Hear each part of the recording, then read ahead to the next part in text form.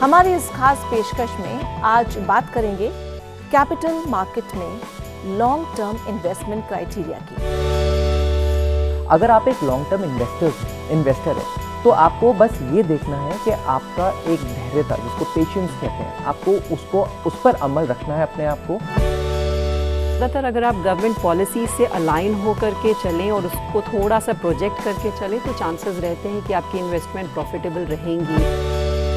पैसों को इस तरीके से इन्वेस्ट करना चाहिए कि जहां रिटर्न्स भी आए और एट द सेम टाइम पैसा कंपाउंडिंग, एक चक्रवृद्धि ब्याज के हिसाब से इस तरीके से ग्रो हो कि उनका एक जो गोल है वो अकम्प्लिश हो पाए। आपका इन्वेस्टर है जो जनरल पब्लिक है, उसको हर एक मूव को, कमेंट को अच्छे से एनालाइज करना चाहिए कि इसका स्पिल ओवर इफेक्ट क्या होने वाला है।